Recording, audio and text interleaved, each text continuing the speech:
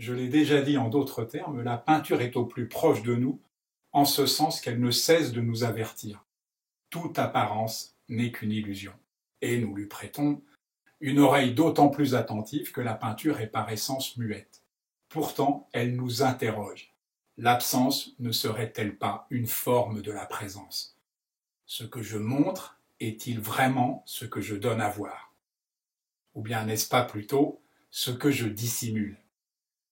La représentation d'un objet n'est pas l'objet, seulement son image, et Magritte nous l'a démontré de fort belle manière comme nous l'avons vu. Nous l'avons vu aussi, nombre de portraits, voire de paysages, se révèlent autant d'autoportraits de l'artiste qui les a réalisés. Mais il y a un peintre qui a en quelque sorte fait la démarche inverse, et ce peintre, c'est Francis Bacon. La première chose qui nous trouble devant l'un de ces autoportraits, c'est leur ressemblance avec Bacon lui-même, que nous connaissons par de multiples reproductions photographiques. Pourtant, le malaise persiste et il faut rester longtemps immobile et silencieux pour en comprendre l'origine.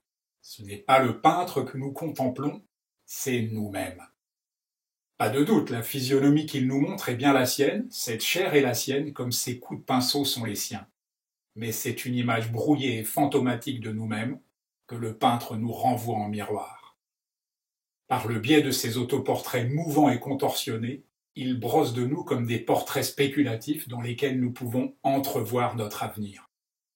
C'est en visitant encore adolescent et par hasard une exposition Picasso à Paris que Bacon sut ce qu'il allait faire de sa vie. Du peintre espagnol, il modifie le procédé de simultanéité des visages dans un même espace. Pendant plus de 15 ans, il travaille par à-coups, détruisant la plus grande partie de ses toiles après les avoir exécutées, mais dégageant peu à peu sa manière personnelle.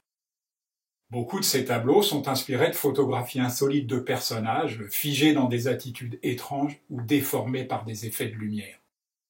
Dans ses coups de pinceau qui estompent ou déforment un personnage en mouvement, dans les ombres et les reflets qui marquent certaines zones de ses toiles, ou dans les sources lumineuses qui éclairent un bras ou un visage, on sent toute l'influence de la photo.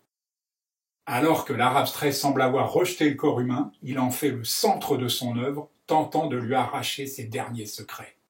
Pour Francis Bacon, le seul thème qui vaille d'être peint est encore et toujours l'homme, mais il l'aborde comme un être ayant d'autres rêves, d'autres angoisses, qui méritent une apparence inconnue, une technique nouvelle. Utilisant une toile sans apprêt, il peut d'une traînée de chiffon créer une image d'une puissance insoupçonnée, puis la dissoudre en un magma informe. S'il s'attaque aux animaux, il les peint à l'image de l'homme, désespéré, solitaire et laid. Dans un magnifique essai publié en 1980 aux éditions de la Différence, Logique de la sensation, le philosophe Gilles Deleuze écrivait ceci: Bacon est peintre de tête et non de visage. C'est un projet très spécial qu'il poursuit en tant que portraitiste. Défaire le visage, retrouver ou faire surgir la tête sous le visage. Il arrive que la tête soit remplacée par un animal, que cet animal, par exemple un chien, soit traité comme l'ombre de son maître, ou inversement, que l'ombre de l'homme prenne une existence animale autonome et indéterminée. L'ombre s'échappe du corps comme un animal que nous abritions. L'homme devient animal, mais il ne le devient pas sans que l'animal en même temps ne devienne esprit physique de l'homme, présenté dans le miroir comme destin. Bacon ne dit pas « pitié pour les bêtes », mais plutôt « tout homme qui souffre est de la viande ». Pitié pour la viande. Il n'y a pas de doute. La viande est l'objet le plus haut de la pitié de Bacon, son seul objet de pitié.